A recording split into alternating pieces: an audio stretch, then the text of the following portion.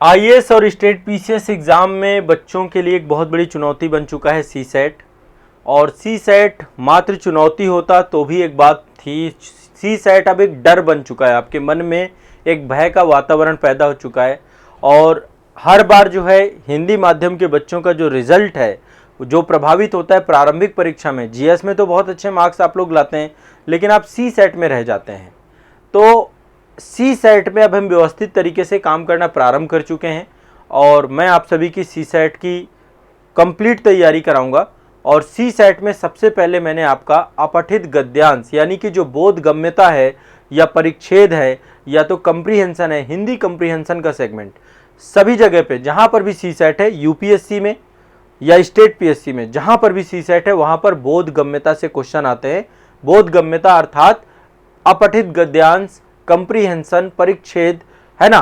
तो आज का सेशन जो है आपका जो है एक तरीके से सी सेट को लेकर के, इससे पहले मैंने 2 सेशन लिए थे, एक में सिलेबस डिस्कस किया था और एक सेशन में मैंने आपको डिटेल में बताया था कि कैसे आपको कंप्रीहेंशन को सॉल्व करना होता है। आज के सेशन में उससे आगे बढ़ेंगे और आपको कुछ टिप्स एंड ट्रिक बताऊंगा। इसके बाद देखिए मैं आपको कुछ टास्क दूंगा। देखिए दो तरफा काम होगा, मैं अकेले मतलब कोई भी काम करूंगा तो उसमें आप लोगों का सहयोग सबसे ज़्यादा जरूरी है। जो मैं आपको टास्क दूं उस टास्क को आपको पूरा करना है, ठीक है। कुछ टास्क आपको दूंगा कि अच्छा ये काम करके लाना, और इसके बाद जो है सी सेट में हम क्रम से आगे आगे बढ़ते जाएंगे। सी सेट हम व्यवस्थित तरीके से करेंगे और कंप्रीहेंशन इस तरीके से मैं आप लोगों के लिए बना दूंगा कि आप लोग कंप्रीहेंशन बहुत आसानी से सॉल्व कर पाएंगे। अब कंप्रीहेंशन क्यों इंपॉर्टेंट है, देखो मैं आपको थोड़ा सा यहाँ पे बता दूं। कंप्रीहेंशन की बहुत बड़ी भूमिका है। हर बार कंप्रीहेंशन से औसतन 25 क्वेश्चन पूछे जाते हैं, 25-30 क्वेश्चन भी पूछ लेता है, लेकिन एवरेज में मान के चलता हूं 25 क्वेश्चन तो आपके एवरेज पूछे ही जाते हैं कंप्रीहेंशन में। मैं यूपीएससी जैसे एग्जाम की बात कर रहा हूं, यूपीएससी में 25 क्वेश्चन कंप्रीहेंशन से पूछे जाते हैं। इंग्लिश कंप्रीहेंशन नहीं है, हिंदी मीडियम वालों के लिए तो हिंदी कंप्रीहेंशन ही है ना। इंग्लिश मीडियम वालों के लिए इंग्लिश कंप्रीहेंशन है। 25 क्वेश्चन यदि आप सी सेट में अच्छा कर ले जाएं तो है तो ये क्वालिफाइंग नेचर का, लेकिन कहीं ना कहीं पे ये 25 क्वेश्चन कर पाना अपने आप में बहुत जटिल काम है। तो आज के सेशन में थोड़ा सा समझने का प्रयास करते हैं कि हम किस तरीके से गद्यांश को हल करेंगे, कैसे जो है हमें गद्यांश को हल करना है। क्योंकि देखो वहां पे टाइम बहुत फिक्स है, आयोग ने 2 घंटे का ही समय आप लोगों को दे रखा है, ठीक है। तो ऐसे में 2 घंटे की अवधि में मेरा आप लोगों को एक सुझाव है, आप यदि इस सुझाव को माने तो बहुत बेहतर रहेगा, ठीक है। जब आप सी सेट के पेपर को करें तो सी सेट के पेपर में सबसे पहले आप मैथ और रीजनिंग को निपटा दें, क्योंकि वो सॉलिड सेगमेंट है और उसमें आपको तुरंत यदि आता है तो आप कर ले जाओगे। और बोधगम्यता को दूसरे चरण में रखना, पहले चरण में आप यदि मैथ रीजनिंग आपकी बेटर है, आपको लगता है कि मैथ रीजनिंग से आप क्वेश्चन निकाल दोगे तो आप पहले उसे कर लीजिए। और उसमें सॉलिड नंबर भी रहते हैं, आपको पता भी रहता है कि ये क्वेश्चन आ रहा है, चलो मैं इसे अटेम्प्ट करूंगा, और ये नहीं आ रहा है तो उसे अटेम्प्ट नहीं करते आप। तो मैथ रीजनिंग इसलिए कह रहा हूं क्योंकि समय हमारे पास 2 घंटे का ही होता है पेपर में। इसके बाद दूसरे चरण पे आप अपठित गद्यांश को करने जाएं, बोधगम्यता को करने जाएं, ठीक है। अब इसके लिए क्या करना होता है, कैसे हम बोधगम्यता को जो है सॉल्व करते हैं, रीडिंग बोधगम्यता को हल करने की क्या रणनीति होती है, ठीक है। अब यहां पे एक चीज समझिएगा, बहुत बेसिक चीज बताऊंगा। बोधगम्यता को हल करने के लिए हमारे 3 चरण होते हैं, 3 स्टेप में हम बोधगम्यता को हल करते हैं। पहले हमें चीजों को पढ़ना होता है, पढ़ने के बाद उसको समझना होता है और समझने के बाद उसको हल करना होता है, ठीक है। मतलब पहले आप पढ़ेंगे एक बार, और वो पढ़ना, रीडिंग की स्पीड भी आपकी ठीक ठाक होनी चाहिए, नहीं तो फिर पेपर छूट जाएगा।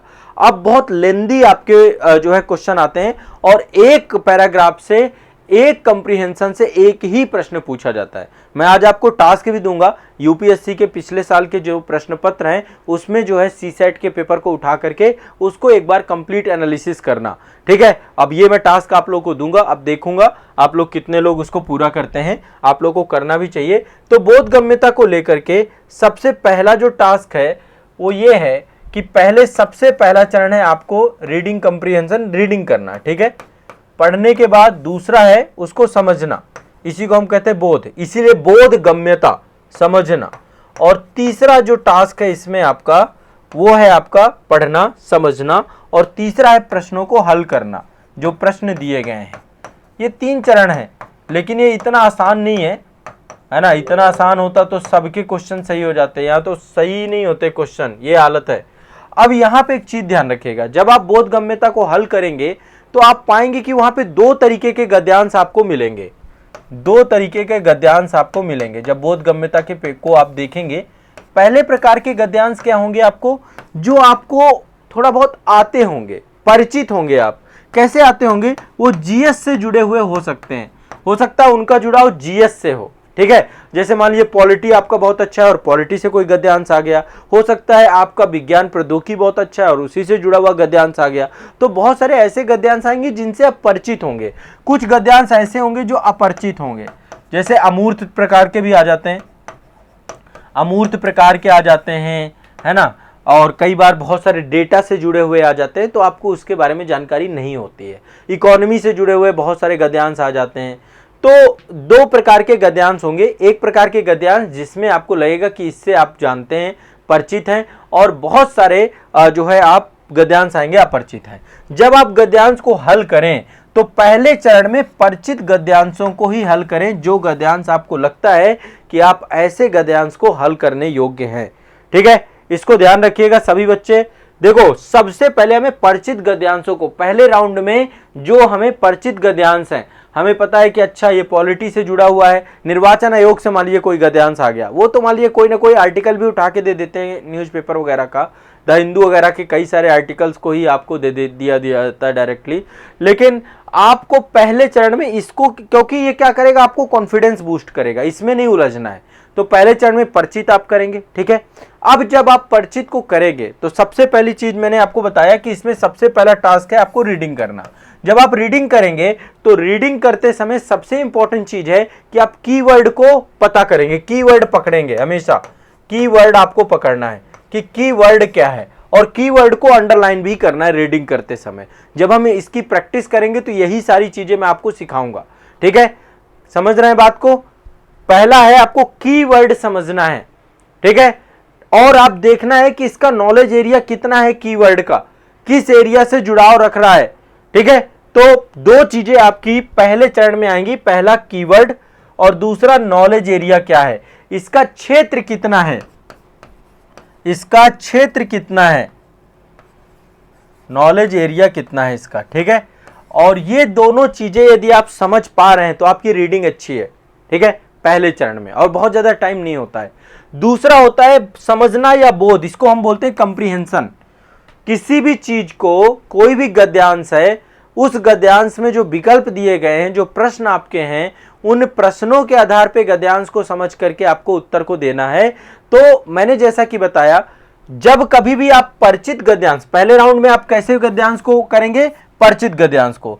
जब आप परिचित गद्यांश को हल करेंगे तो पहले प्रश्नों को पढ़ लीजिए, क्योंकि एटलीस्ट आपको आइडिया है ना। सबसे पहले आप प्रश्न पढ़ लीजिए, पहले आप प्रश्न पढ़ लीजिए, ठीक है। एक तरीका ये भी होता है, देखो 2 तरीके होते हैं गद्यांश को हल करके। कई बार क्या होता है, हम पूरा गद्यांश पढ़ते हैं, गद्यांश के बाद क्वेश्चंस को पढ़ के उनका आंसर देते हैं। लेकिन जब कभी आपको ऐसा गद्यांश मिल जाए जिससे आप परिचित महसूस करें, मैं भी आपको दिखाऊंगा कई सारे गद्यांश ऐसे होंगे। जैसे एक एग्जाम्पल के तौर पे ले ही लेते हैं, मैं आपको एक थोड़ा सा यूपीएससी का क्वेश्चन पेपर दिखाता हूं, ठीक है। जैसे आप लोग ये देखिए, मैं कुछ परिच्छेद दिखा रहा हूं आपको। अभी मैं इनको हल नहीं कराऊंगा, मैं हल भी करवाऊंगा, आप बिल्कुल परेशान मत होइए। देखिए, ऐसा नहीं है बहुत कठिन क्वेश्चन आते हैं, ठीक है, इतना आसान नहीं है। अभी आपको दिख नहीं रहा होगा क्योंकि इसमें बहुत चीज़ें, आपकी रुक जाइए, मैं इसको दूसरे फॉर्मेट पे लेकर के आता हूँ। हाँ, यहाँ पे देखिए, शायद अब आपको दिख जाए। देखिए, अब देखिए, थोड़ा बहुत दिख रहा है क्या, थोड़ा बहुत दिख रहा है क्या आप लोगों को? हाँ, देखिए यहाँ पे क्या है, शासन और लोक प्रशासन में कमियां, यानी कि ये आपका पॉलिटी से जुड़ा हुआ है ना। आमतौर पे ये आपका किससे जुड़ा हुआ है, शासन और लोक प्रशासन की कमियों के मूल में स्थित एक प्रमुख कारक आमतौर में शासन में मुख्य रूप से सिविल सेवाओं से जुड़ा हुआ है। तो एटलीस्ट यहाँ पे आर्टिकल 311, 312 ये पॉलिटी से जुड़ा हुआ है। यदि आपने पॉलिटी पढ़ रखी है तो निश्चित तौर पे आपको इसको समझने में इतनी दिक्कत नहीं होगी, आप आसानी से इसको समझ पाओगे। है तो ये भी काफ़ी लेंदी, ठीक है। तो ऐसे में मैं यही सलाह देता हूं कि पहले राउंड में आपको पहले आइडेंटिफाई करना है कि कौन सा आपका परिचित है। जैसे मुझे ये वाले में केंद्रीय सतर्कता आयोग है, नियंत्रक महालेखा परीक्षक है ना, यूपीएससी के बारे में चर्चा कर रहा है। तो एटलीस्ट ये कि आपको परिचित सा लगेगा, आपको लगेगा ये सारे टॉपिक तो हम समझ रखे हैं। ऐसे देखिए दूसरा एक और है आपका यहाँ पे, है ना, दूसरा देखो ये थोड़ा अमूर्त प्रकार का, यहाँ पे लिखा हुआ सामान्य रूप से धार्मिक परंपराएं ईश्वर के या किसी सार्वभौमिक नैतिक सिद्धांत के प्रति हमारे कर्तव्य पर बल देती हैं। एक दूसरे के प्रति हमारे कर्तव्य इन्हीं से व्युत्पन्न होते हैं। अधिकारों की धार्मिक संकल्पना मुख्यतः इस देवत्व के सिद्धांत के साथ, ऐसे करके पूरा एक कंप्रिहेंशन दिया है। तो ये आपका इथिक्स से भी जुड़ जाएगा, ये आपका फिलॉसफी से भी जुड़ जाएगा, ये अमूर्त प्रकार का है, दार्शनिक है। तो ये क्या है, आप अपरिचित हो सकते हैं इसको पूरी तरीके से, इसमें आपको चीजों को खोजने में थोड़ा टाइम लगेगा। तो मैं समय मेन सारा खेल है कि 2 घंटे में आप कैसे मैनेज करोगे एग्जाम हॉल पे, वो सबसे बड़ा टास्क है और उसका अभ्यास अभी से करना है। जब अभी से अभ्यास करेंगे तभी चीजों को हम नेक्स्ट लेवल तक ले जाएंगे, ठीक है। तो सी सेट में मैंने पहले बताया कि सबसे पहले आपको क्या करना है, सी सेट में परिचित वाले करना है, और परिचित वालों के पहले आप प्रश्न पढ़ सकते हैं, ठीक है। पहले प्रश्न पढ़ें ताकि आप जब कंप्रीहेंशन पढ़ रहे हो ना तो आपको वहीं पे आंसर भी मिलने चालू हो जाए, ठीक है। आमतौर पे ये आइडिया आपको लगाना है, ये करना है। अब यदि आप अपरिचित वाले कर रहे हैं तो अपरिचित वाले में पहले गद्यांश पढ़ें, क्योंकि आप प्रश्न पढ़ेंगे तो और कंफ्यूज हो जाएंगे। इसमें पहले आपको क्या करना है, गद्यांश पढ़ना है अपरिचित वाले में, और इसमें परिचित वाले में पहले आपको प्रश्न पढ़ना है। ये तो समझ में आ रहा है ना, एक बार मुझे कमेंट सेक्शन में बताएं क्या समझ में आ रहा है क्या। पीसीएस वालों का भी जो रहता है ना, आपका पीसीएस वाले में दिखा दूंगा, पीसीएस में बहुत ज्यादा टफ नहीं रहते, मतलब वहां पे बहुत सिंपल है। मैं आपको तो ये हायर लेवल बता रहा हूँ यूपीएससी का, ठीक है। और यूपीएससी में एक गद्यांश में एक क्वेश्चन ही पूछता है, पीसीएस वगैरह में एक गद्यांश में 3 से 4 क्वेश्चन भी पूछ लेता है, ठीक है। तो वो मैं आपको दिखा दूंगा, आप परेशान मत होइए, पीसीएस के भी हल कराऊंगा। और मैं शुरुआत आपके पहले पीसीएस वाले से ही कराऊंगा, मैं यूपीएससी वाले बीच बीच में एक पीसीएस का एक यूपीएससी का, इससे क्या होगा, एक हायर लेवल और एक आपका लोअर लेवल, ऐसे करके गद्यांश हम हल करेंगे। तो आपको दोनों का आइडिया लगेगा कि अच्छा ये वाले ऐसे हल कर देना है, ये वाले अब में आपको इस तरीके से समझना है। हाँ चलो ठीक है, बहुत सारे लोगों को समझ में आ रहा है। तो देखिए गद्यांश सबसे पहले जब आपको ये तय करना है कि ये गद्यांश आपका परिचित गद्यांश है या नहीं है, क्योंकि ये विभिन्न विषयों से जुड़ा होगा, या तो गद्यांश आपका राजनीति विज्ञान से होगा, या संविधान से होगा, विज्ञान प्रौद्योगिकी से होगा, करंट अफेयर से होगा, सामाजिक विज्ञान से होगा, इतिहास से होगा, अर्थव्यवस्था से होगा, भूगोल से होगा, पर्यावरण से होगा। लेकिन देखो क्योंकि आमतौर पर आप जीएस पढ़ ही रहे हो ना, तो आपको तुरंत आइडिया लग जाएगा कि ये कहाँ से है, ठीक है, कहाँ से है आपको, ठीक है। और जब आपको ये आइडिया लग जाएगा तो आपको समझने में ज्यादा टाइम नहीं लगेगा, ठीक है। अब यहां पे देखिए, पहला मैंने आपको बताया था, पहला है आपको पढ़ना, कीवर्ड निकालना, नॉलेज एरिया निकालना। दूसरा है आपको समझना, ठीक है, बोध करना। किसी चीज को समझने के लिए मैंने आपको बताया था कि आपको क्या करना है, पहले किस तरीके से गद्यांश को डील करना है, पहले प्रश्न पढ़ना है, या पहले आपको किसको कैसे लेना है, कैसे इसको समझना है। देखो सारा खेल यही है आपका, समझने में आप प्रश्नों के साथ समझ पा रहे हैं कि इसको नहीं समझ पा रहे हैं। और तीसरा है इसको हल करना। जब आप हल करने की स्थिति में जाएंगे कि अब मुझे गद्यांश को हल करना है, तो यहां पे 2 चीजें निकल के आएंगी। सबसे पहली चीज, गलत विकल्प को चुनना, गलत विकल्प को चुनना कि ये विकल्प गलत क्यों है, गलत विकल्प को चुनना। और दूसरा ऑप्शन है, जो विकल्प आप सही कह रहे हैं, आपको लग रहा है क्योंकि 4 में से एक विकल्प ही सही होगा, तो सही विकल्प का औचित्य क्या है, कैसे वो इंटरलिंक हो रहा है गद्यांश से, सही विकल्प का औचित्य तय करना। ये दोनों चीजों का सामंजस्य जब आप बना देंगे तो आपका सही विकल्प का औचित्य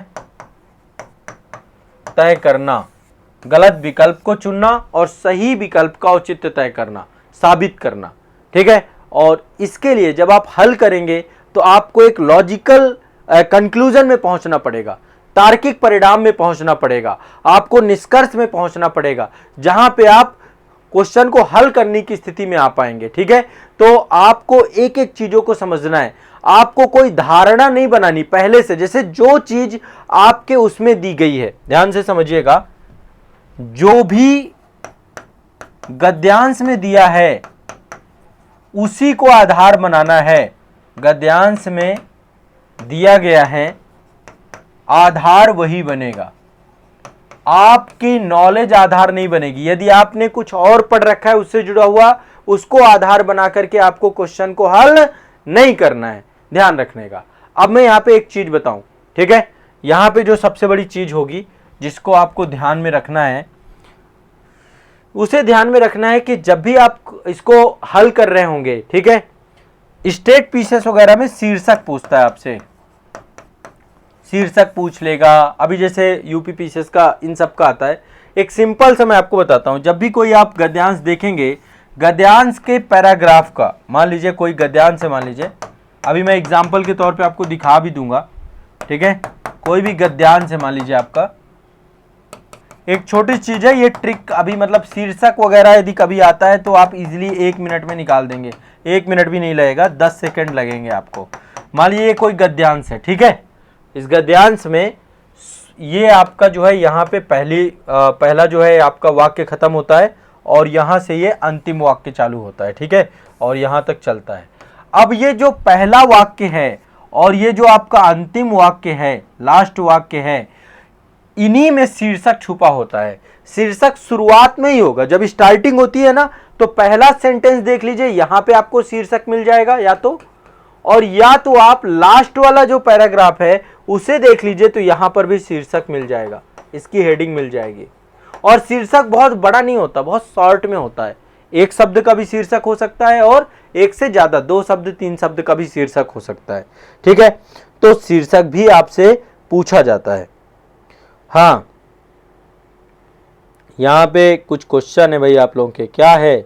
अरविंद कुमार जी क्या करें सर, कंप्रीहेंशन में ना तो समय क्या करना आता है, बल्कि मैथ और बाकी को हल कर पाता हूँ, क्योंकि कंप्रीहेंशन इतना लॉन्ग होता है कि कंफ्यूजन होता है।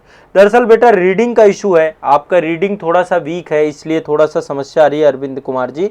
आप अभ्यास करने लग जाओगे तो ये चीज़ बहुत बड़ी नहीं होगी, है ना। सबसे बड़ी चीज़ है कि प्रैक्टिस कितना करते हो। सप्ताह में कम से कम आप 2 घंटे भी प्रैक्टिस कर रहे हो ना, है ना। वैसे तो डेली आपको 60 मिनट निकालना चाहिए रीडिंग कंप्रीहेंशन के लिए, है ना, लेकिन फिर भी कोई बात नहीं, आप नहीं कर पा रहे हैं तो भी आप जीएस पढ़ रहे हैं ना, तो जीएस को भी कुछ इसी तरीके से पढ़िए आप।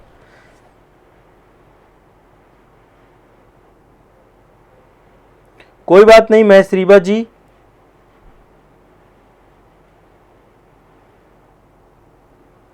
आज आप पहले पेशेंट देख लीजिए, बहुत ज़रूरी है, फिर इसके बाद आप क्लास पे फोकस करिए। अब देखो, बहुत बेसिक बातें बताई मैंने, 3-4 बातें बताई। ये जानने योग्य बातें इसलिए हैं क्योंकि ये फिर मैं बाद में बताऊंगा, वो चीज़ है कि इसको मैं पहले ही आपको बता दूं कि जब कभी भी आपको कंप्रीहेंशन करना है, पहला राउंड 3 चीज़ों में कंप्रीहेंशन में मैंने बांटा, पढ़ना, समझना और हल करना। और गद्यांश को मैंने 2 भागों में बांट दिया कि परिचित और अपरिचित 2 प्रकार के गद्यांश आएंगे। जो परिचित अध्यांश हो इसमें पहले आप प्रश्न पढ़ सकते हैं, फिर इसके बाद गद्यांश पढ़िए, हल हो जाएगा। और अपरिचित में पहले गद्यांश पढ़िए, फिर इसके बाद इसके उत्तर पढ़िए, ठीक है। और इनको जो है आपको ध्यान रखना है कि जब आपको हल करना है तो गलत विकल्पों को भी इलिमिनेट करते जाइए, साथ साथ गलत विकल्प भी चुनते जाइए। अच्छा ये गलत है, ठीक है, अच्छा जो सही हो उसको गद्यांश के साथ जोड़ के देखना है कि अच्छा ये कैसे आपका गद्यांश के साथ जुड़ता है। अब ये सारा खेल है अभ्यास का। देखो मैं जितनी भी ज्ञानबाजी आपको कर रहा हूं, ये कोई फायदा नहीं है यदि आप अभ्यास नहीं करते, तो हल करने से ही आपको आएगा, ठीक है, दूसरा कोई तरीका ही नहीं है, हल करने से ही आएगा। अब मैं आपको एक टास्क दे रहा हूं, अब आप लोग सारे लोग यहीं से तय होगा कि आप लोग कितने लोग गद्यांश करेंगे या नहीं करेंगे, कितने लोग कंप्रीहेंशन में महारथी बन पाएंगे नहीं बन पाएंगे। पहला टास्क है आपका, आप लोगों को सी सेट का पेपर उठाना है। सी सेट का, जो बच्चे यूपीएससी कर रहे हैं तो यूपीएससी का सी सेट उठा लीजिए।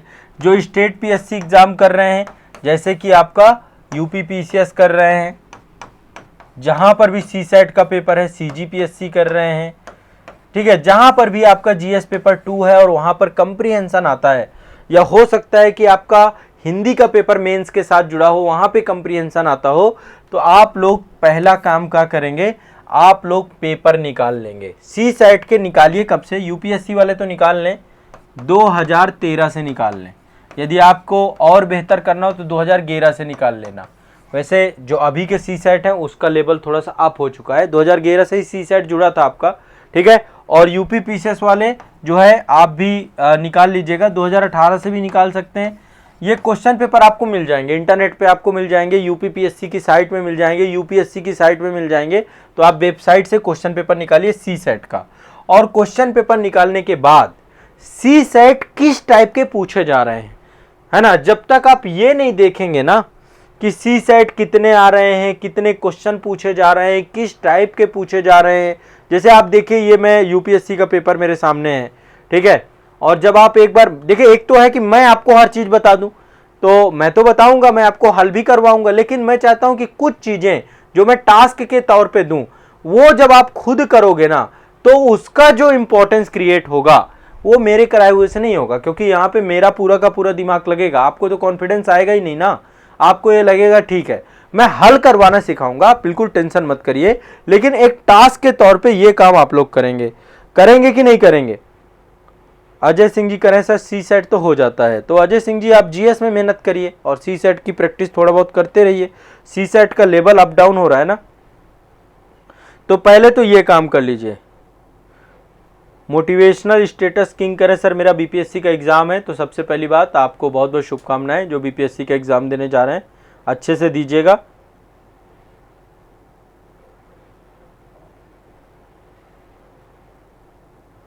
दीक्षा शर्मा जी की नहीं सर, क्या आप मेरी किसी बात से नाराज हैं? नहीं तो मैं किसी बात से नाराजगी वगैरह ये अपने चैप्टर में नहीं है, ठीक है। बस ये हो सकता है कि आपका प्रश्न स्किप हो जाता है, ऊपर नीचे चला जाता है, मैं जब देखता हूं तब रहता नहीं है। बताइए क्या पूछ रही हैं आप, कौन सा क्वेश्चन है आपका? यहाँ पे तो जो क्वेश्चन मुझे दिख गया उसी को मैं यहाँ पे देख लेता हूँ।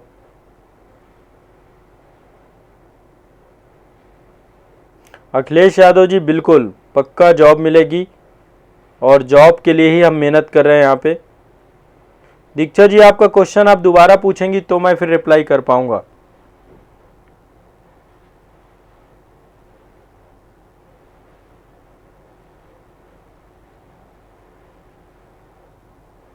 मनोज शर्मा जी कह रहे सर मैथ मेरी प्रॉब्लम है। देखो मैथ की क्लास भी करवाएंगे, मतलब मैथ और रीजनिंग की क्लास भी यहाँ पे मैं आप लोगों को उपलब्ध कराऊंगा। अगले सप्ताह से हो सकता है एक एक क्लास आपको दिया करूं सी सेट की, एक क्लास आपको सी सेट की मैं नहीं पढ़ाऊंगा, वो आपको ऐश्वर्या अग्रवाल सर पढ़ाएंगे, बट उनकी एक एक क्लास सी सेट की स्टार्ट करें, एक मैथ की एक रीजनिंग की, तो भी प्रयास करेंगे हम।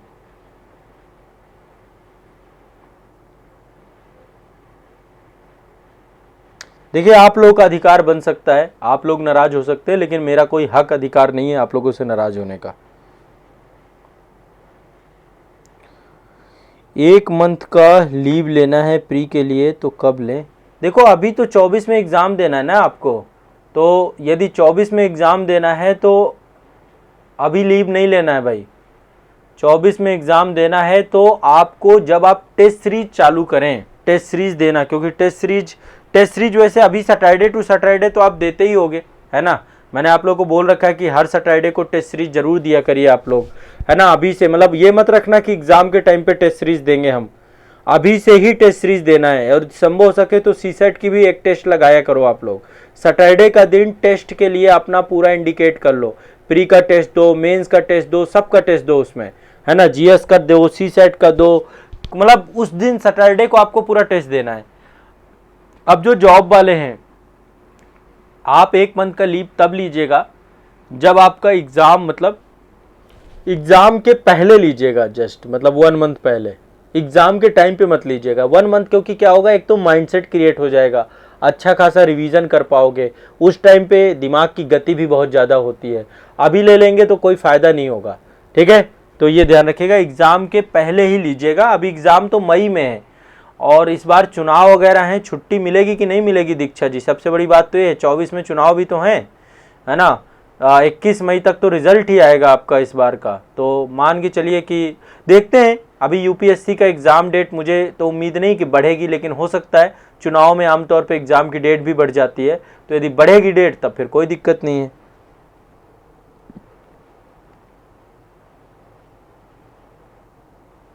हाँ, सी सेट मतलब अगले सप्ताह से मैथ रीजनिंग को लेकर हम प्लान करेंगे कि एक एक सेशन आपको अवेलेबल करा दें, और कंप्रीहेंशन में करा ही दूंगा, तो काफ़ी कुछ हो जाएगा आपका, है ना, कोई दिक्कत है नहीं।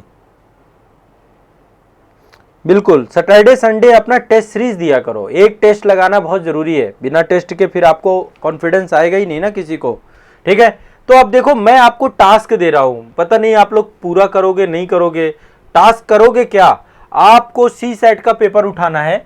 आप आईएएस की तैयारी कर रहे हैं तो आईएएस का सी सेट का पेपर उठाइए, और यूपी पीसीएस की तैयारी कर रहे हैं, बीपीएससी की कर रहे हैं, सीजीपीएससी की कर रहे हैं, एमपीपीएससी की कर रहे हैं, किसी की भी कर रहे हैं, वहां पे आपको पेपर से ये निकालना है कि कितने क्वेश्चन पूछे जा रहे हैं, क्वेश्चन किस स्तर के पूछे जा रहे हैं। आप तभी ये मतलब रियलिटी से रूबरू होना है, ठीक है, रियलिटी। आप मेरी बात भी मत मानो, आप खुद देखो एक बार पेपर को, तो आपको आइडिया लगेगा कि अब जैसे यूपीएससी वाले तो बिल्कुल देखेंगे तो सरप्राइज्ड हो जाएंगे कि अरे ये तो बड़ा लेंदी आता है, एक ही क्वेश्चन पूछता है ना। तो वही मैं आपको कह रहा हूं कि थोड़ा सा आप लोग एक बार अवेयरनेस के साथ पेपर को देख लो, और ये खुद आपको देखना है। मैं आपको पूरा टाइम दे रहा हूं, एक सप्ताह का, ये 7 दिनों का टाइम है, मतलब आगामी, फिर उसमें मैं आपको पूछूंगा भी, और मैं अगली नेक्स्ट सेशन से सी सेट हल करवाने लग जाऊंगा, आपका सी सेट हल करवाना भी शुरू करवा दूंगा, ठीक है ना। तो ध्यान रखना इस बात का कि सी सेट हल करना भी हम शुरू करेंगे। अब देखिए, सी सेट के लिए मैं आपको कुछ बेसिक आपको ट्रिक फिर से और बता देता हूं।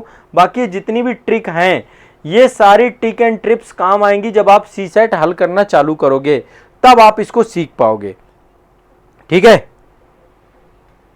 हाँ, और मैं आपको 2 की कराया करूंगा, 2 मतलब गद्यांश कराऊंगा पहले अभी शुरुआत में। एक तो आपका स्टेट पीएससी का और एक आपका यूपीएससी का, मतलब बहुत ज़्यादा नहीं कराऊंगा, 2 में पर्याप्त हो जाएगा। इसके बाद फिर घर पे आप प्रैक्टिस करना।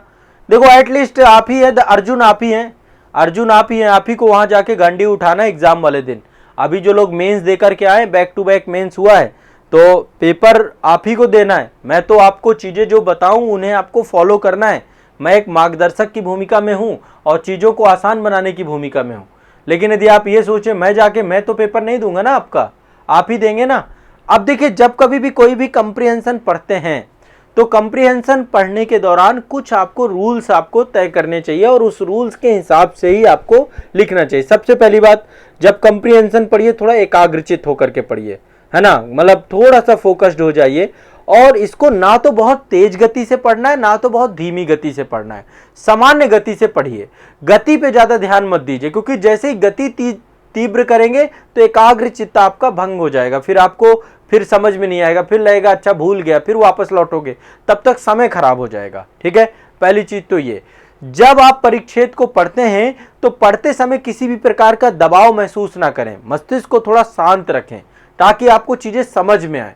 क्योंकि इतना बड़ा पैराग्राफ होता है, फिर उसका आंसर देना है, तो एक अब खुद देखो कितना बड़ा पैराग्राफ है, पूरा का पूरा एक पैराग्राफ है, ठीक है। और ये पैराग्राफ आपका इतना आसान नहीं है, हर एक चीज को इंटरलिंक करना है, तो थोड़ा शांत रहना बहुत जरूरी है। ये देखो इतना बड़ा है, पूरा 1 पेज का पैराग्राफ है आपका, और ये आपको टोटल 25 पैराग्राफ 25 परिच्छेद करने हैं।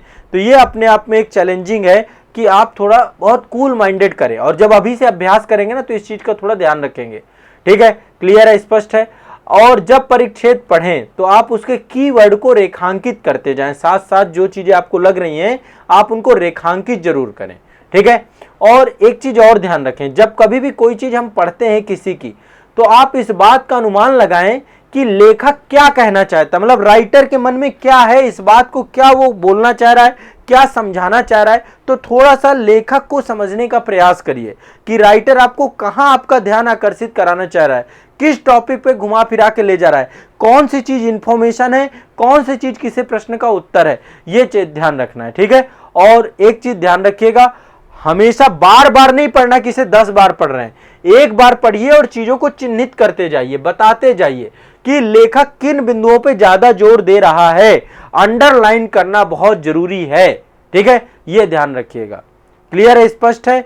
और इसके बाद जो है कोई भी मतलब ऐसे संकेतक मत बना लीजिए, आप केवल रेखांकित करिए, और रेखांकित करने के बाद जो है उन्हीं को इंटरलिंक करके देखिए कि अच्छा ये रेखांकित किया, जैसे मान लीजिए मैंने ये वाला आर्टिकल आपका ये पढ़ा परिच्छेद, ठीक है, और परिच्छेद पढ़ते समय मैंने पहले ये लाइन रेखांकित कर दी, फिर ये लाइन रेखांकित कर दी, फिर ये लाइन रेखांकित कर दी, फिर ये लाइन रेखांकित कर दी।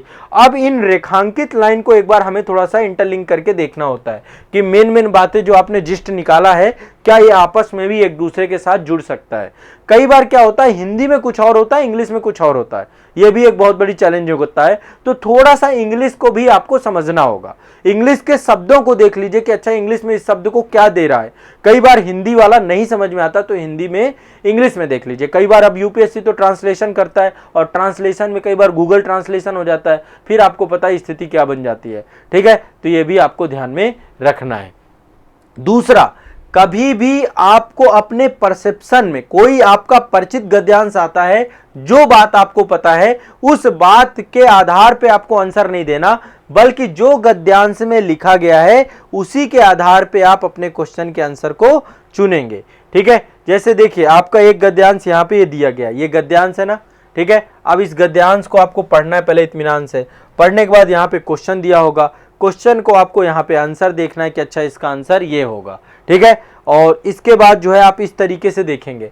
आप लोगों ने यदि टेस्ट सीरीज ले रखी है, आप में से जिन बच्चों ने टेस्ट सीरीज ले रखी है, तो टेस्ट सीरीज में देखिए इस तरीके से दिए गए ये सारे प्रीवियस ईयर के गद्यांश आपको दे करके हमने इनके बकायदा आंसर, और यहाँ पे देखिए कीवर्ड भी डाल रखे हैं प्रॉपर कि इसका आंसर ये क्यों सही होगा। ये आपकी टेस्ट सीरीज है सी सेट वाली, आप देखिए सी सेट में टेस्ट सीरीज, और इससे क्वेश्चन जितने भी हैं आराम से आप इनके क्वेश्चन, ये वाला क्वेश्चन किया और इसके बाद जब आपने किया, इसके बाद आपको जब अटेम्प्ट कर लेंगे तो आप सोल्यूशन भी देख पाएंगे, और सोल्यूशन में डिटेल में आपको ये मिल जाएगा, और हिंदी और इंग्लिश में दोनों में रहता है। तो एट लीस्ट मतलब आप प्रीवियस ईयर पहले क्वेश्चन ले लीजिए, पहला चरण यही है, और ले करके ये देखिए कि गद्यांश कौन कितना क्या है। अगले सप्ताह में मैं आपको गद्यांश हल करना सिखाऊंगा। पहले मैं एक आसान गद्यांश पढ़ाऊंगा, फिर एक बहुत टफ गद्यांश कराऊंगा, ठीक है। आसान भी और टफ भी, दो गद्यांश हम हल किया करेंगे हर सप्ताह, ठीक है। और दो रिकॉर्डेड वीडियो भी आपको उपलब्ध कराऊंगा मैं सप्ताह में, एक मैथ का और एक रीजनिंग का। तो अगले सप्ताह से आपका मतलब सप्ताह में सैटरडे के दिन ही हम प्लान करेंगे कि सैटरडे को हम कंप्लीट सी सेट के ऊपर समर्पित कर दें, तो सी सेट के रिकॉर्डेड कंटेंट भी आपको मिल जाए और सी सेट में मेरी लाइव सेशन ये वाली क्लास भी मिल जाए, ठीक है। बाकी जो सी सेट का बैच है वहां पर कंप्लीट क्लास आपकी पूरी व्यवस्थित तरीके से दी गई है। यहाँ पे भी मैं पूरी कोशिश करूंगा कि यहाँ पे आपको सी सेट को लेकर टॉपिक वाइज एक आपकी समझ विकसित हो पाए। अब देखो मैथ रीजनिंग अभ्यास की चीज है, ये कंप्रीहेंशन भी अभ्यास की चीज है। जितना ज्यादा आप इसे लगाओगे, जितना ज्यादा समय दोगे, उतना ज्यादा आपका इसमें क्या हो जाओगे, पारंगत होते चले जाओगे, ठीक है।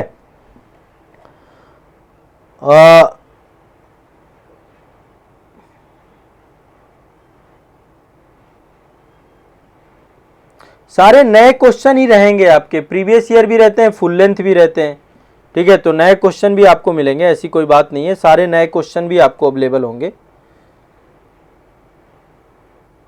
ठीक है। तो अगले सप्ताह से अब हम लिखना चालू कर, बट आप लोग थोड़ा सा कर लेना ये काम। आप प्रीवियस ईयर क्वेश्चन पेपर नहीं देखोगे तो फिर पूरी बात बिगड़ जाएगी। मैं आज भी आपको सी सेट हल करवा सकता था, क्या दिक्कत थी, मैं 2 कंप्रीहेंशन हल करा देता, लेकिन मुझे ये कि एक बार आप लेवल समझो, आप ये लेवल समझ के आओ कि आपके एग्जाम का क्या स्तर है, आप उस स्तर पे सी सेट को तैयार करना है। मैं यहाँ पे कोई ऐसा नहीं करा के जाऊंगा यूपीएससी का लेवल यहाँ पे है और मैं यहाँ पे आपको सी सेट करा रहा हूँ। मैं यूपीएससी का यदि यहाँ पे लेवल है ना तो उसी लेवल का सी सेट कराऊंगा। हो सकता है प्रीवियस ईयर क्वेश्चन पेपर ही करवा दूं पहले शुरुआत में, ताकि आपको एक कॉन्फिडेंस आ जाए। और मैं ज्यादा नहीं, 10 से 15 टॉपिक कराऊंगा आपको कंप्रीहेंशन के, ध्यान रखना 10 से 15, इससे ज्यादा नहीं। और सी सेट वाले बच्चे जितने भी हैं, आप लोग जो ऑनलाइन बैच में जुड़े हुए हैं ना, ऑनलाइन बैच में आपको प्रॉपर मैथ रीजनिंग और सारी डिटेल क्लासेस हैं, वहां से आप जो है एक एक करके उसको भी करते जाइए। मतलब ये नहीं कि बैच ले लिया फिर सो रहे हैं, बैच लेने का मतलब है उसको पढ़ना, उसे कंप्लीट करना, और कोई दिक्कत आती है तो संस्थान से संपर्क करना, ठीक है ना।